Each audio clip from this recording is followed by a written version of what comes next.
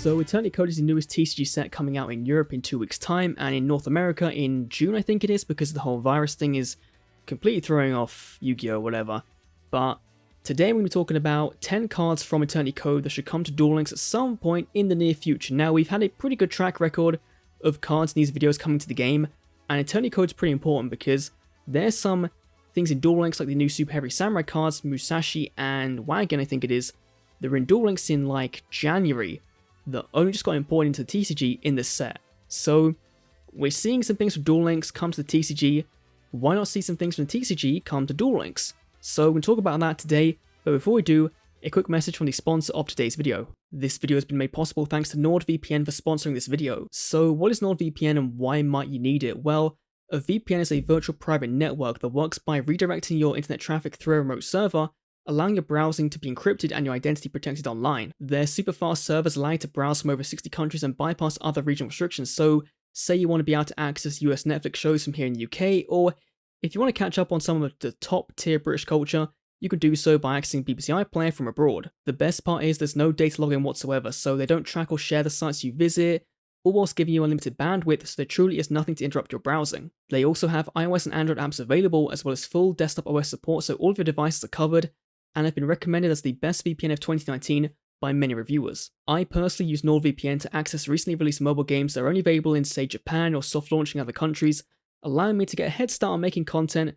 and finding that next game that just might take over my life, or if I'm out and about and need to connect to public Wi-Fi, NordVPN has me covered protecting my personal information. So if you want to check out NordVPN for yourself, click the link in the description down below or the pinned comment, or head over to nordvpn.org/itsbrandashd, or use the code itsbrandashd at checkout for 70% off of your subscription for only $3.49 a month, with an additional month absolutely free. Once again, a big thanks to NordVPN for supporting the channel, and now onto the video. So first up we have Magical Hound, a level machine tuner. This is a retrained kind of a Mechanical Hound from Cybernetic Revolution back in like 2005, so it's been a while, but this guy I think is better because if he's in your hand or graveyard, you could target one face-up spell trap card your opponent controls, bounce it back to the hand, and if you do, special this card. It's a once per duel, but I feel like for being a going second starter card, this could be a very, very nice card to take into something like Orcust or Desperado, because if this is in your graveyard, you then just bring it back, you have a tuner, summoner, you level 4, that's level 5 synchro, then you're kind of golden from then on. This guy would really help against the Dark Magician matchup because you could bounce their circle back to hand, then they can't banish you, you only have the navigation to worry about. So really, this guy could be pretty useful, and not just in machine decks, just in general for being a generic starter card. Very, very good. Then we have Malice, Lady of Lament, which is a support card for the Lair of Darkness deck, which isn't in Duel Links right now, but if it did come, this would be a card I think is a very good fit for it. But regardless of that, just has a pretty neat effect in general. It's a quick effect. You contribute 2 monsters, which I think includes itself, to then target one of your normal traps as banisher in the graveyard and set it on your field, but place it back on the bottom of the deck when it leaves the field. So this would work nicely for things like Treacherous Trap Hole, which obviously, once you've used it once, it's kind of a dead card, so recycling it back onto your field, and then also it goes back in the deck, so you're technically getting 3 uses out of 1 card in a duel. It's not bad.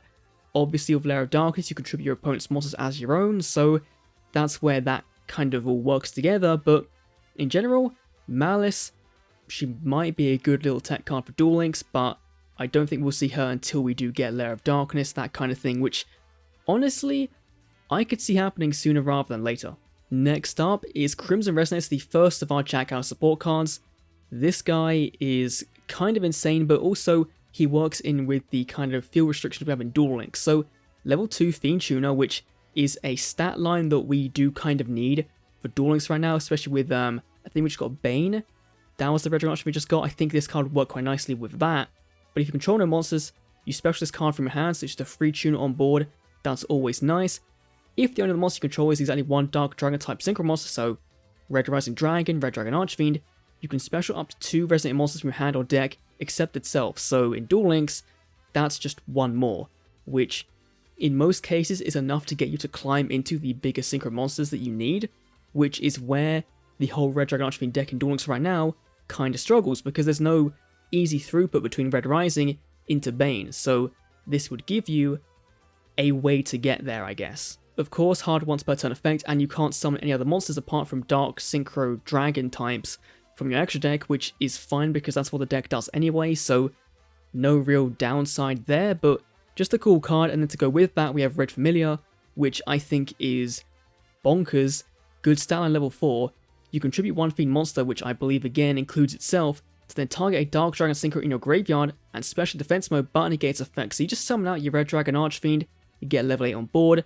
Obviously you want to get rid of it as a Synchro Summon, which you can do because you can banish this card from your graveyard to then target that Dark Dragon Synchro, and then change its level, which then gives you easy access to go into something like Bane, or an even bigger Red Dragon Archfiend, or even just a different Synchro entirely. So you can take your Red Dragon Archfiend, turn into a level 6 or whatever, get a level 2 out, there's level 8, go for a level 9, 10, whatever you want.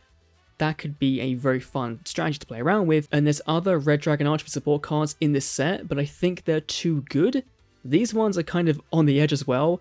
I might be way off the mark, but these seem exciting and I would like to play with these in Duel Links. Next up is Machina Metal Cruncher. I know this is Metal Crunch, but the actual name is Cruncher.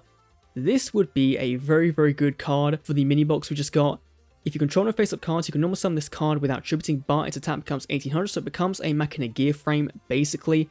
Then, if it's normal special summoned, which it would have been, you can reveal 3 Earth Machine monsters in your deck, your opponent randomly picks one of them and adds them to your hand, then you shuffle the rest into your deck, which is a very good way, like gear frame, of searching out for your Machina Fortress, or if we get any of the other cards in the structure deck in the TCG, any of those. So it's just another way of searching out Fortress, which the deck could really use, but it also sets itself up for future Xyz plays. It's a level 9 monster, so if we get some rank 9 Xyz monsters in, September, October, or in the future, then maybe Machina Xyz could be a thing. I don't know if that's gonna be possible at all, but it could be a thing. Next up is Thunder Dragon Sky Rumble, or Thunder Dragon Lord in the TCG. This guy would be the new boss for Thunder Dragons and just give you something to have that can help Thunder Dragons in your opponent's turn and give them a way to protect themselves. So it can't be normal summon or set, must be special summon from your hand. During the turn, a Thunder monster effect is activated in the hand by banishing a level 8 or lower Thunder monster from your hand or face up on the field, which is going to, I think, be Thunder Dragon Hawk in Duel Links, or maybe there's another one we might have access to. Maybe, what's it called? What's the one we just got? The Chaos one? That one? Whatever it's called. Dragon Duo, I think that one's level 8, so you might be able to banish that, then get this guy out. But once per opponent's turn, it's a quick effect, you can banish 2 cards from your graveyard, including a Thunder monster, so then triggering off their effects.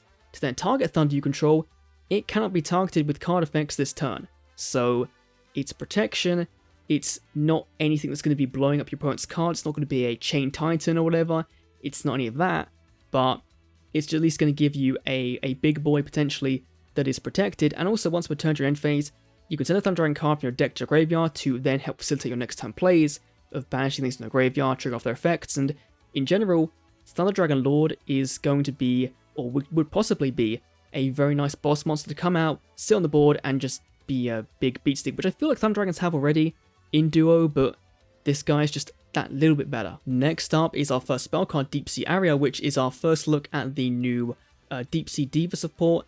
There are a ton of cards in the archetype, which I feel like could be a whole separate video in of itself, but this one is more generic. Banish a water in your graveyard to add a level 4 lower Sea Serpent from your deck to your hand. Hard once per turn. Very, very good search spell. This would be an ultra rare if it came to Duel Links, and I feel like it has a chance. It would work with Atlanteans and Mermails, so it does have a ton of uses, but in general, Deep Sea Diva Search is honestly, if that was the only use case for this card, that wouldn't be bad. So I quite like this one.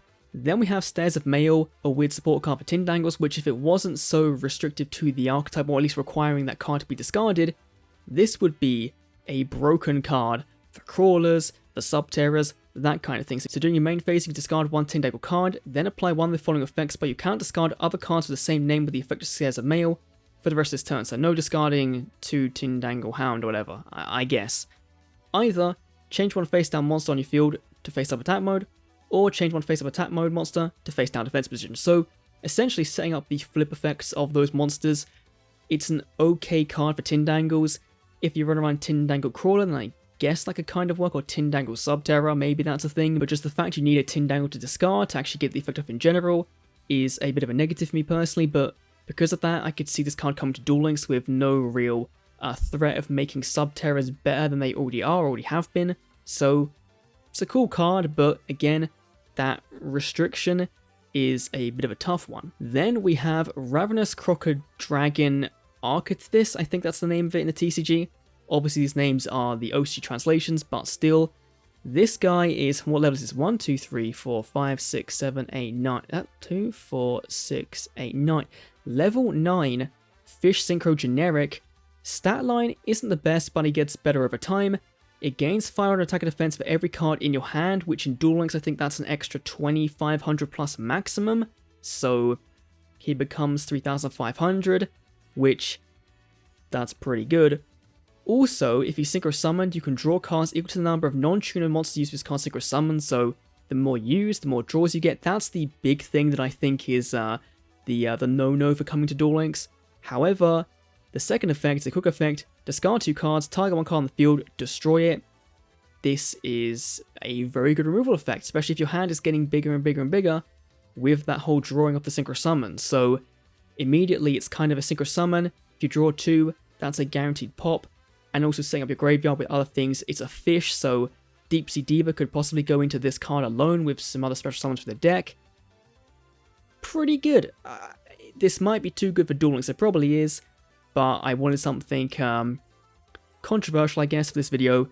And then we have another one, Titanus Ida, which has Appaloosa on the thumbnail, on the card art, looks really nice. Target 1 face-up monster your opponent controls that will special summon the extra deck, make its attack point 0, and if you do, negate its effects. So that by itself is already a very, very good effect for Duel Links. Obviously, we're about to, we think, go into Exceed Summoning at some point in a couple of months.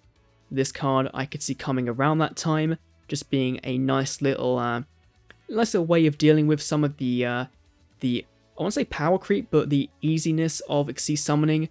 I feel like that's something that people are going to underestimate compared to Synchro Summoning. So Titanus Ida, negating an effect, making it 0, that's going to be pretty big, but that's not all it does. If your opponent special summons a monster from the extra deck when this card's in your graveyard, except the turn it was sent there, you can set this card. So you can continue using this card over and over and over again, which is fair enough in Duel Links, I think, because there's only... I don't know, actually. This one actually might be, that last part of the effect is the big kicker, I think it is, just because you can keep resetting it and keep blocking your opponent's fusion summons or Exceed summons or Synchro summons or whatever. It's a fun card, it's a very expensive card going to be in the TCG, so it'd be cool seeing in Duel Links, but maybe not. Maybe not now. And finally, another one I just want to throw in there because why not? It won't come to Duel Links. Fusion Deployment. Reveal a fusion monster in your extra deck and special one of the materials listed on it from your hand or deck. That by itself is crazy good in Duel Links right now. That's a free Dark Magician on the field, a free Banishment Circle, that's a free Alistair the Invoker, even though they won't get the search effect off, that's a free Blue Eyes, that's a free Thunder Dragon, if you wanted that one, or maybe a free Guy the Fierce. No, I don't know. There's bound to be some broken ass fusion monsters coming to the game at some point that would benefit off this card even more. Still, it's broken. It's too good for Duel Links and shouldn't come, but I thought I'd throw it in there because why the hell not? But anyway, that is my list of 10-ish cards from Eternity Code that I think should come to Duel Links. Again, there's way more to talk about. There's a couple new archetypes, there's some more of the Deep Sea Diva cards, Jack has some new stuff, there's some new Shark support that when we get Exceed Summoning, that could come into the game. So a lot in this set that could bode well for Duel Links in the future. Let me know what you think down below. Thanks for watching, I'll see you all in the next Duel Links video. See you then.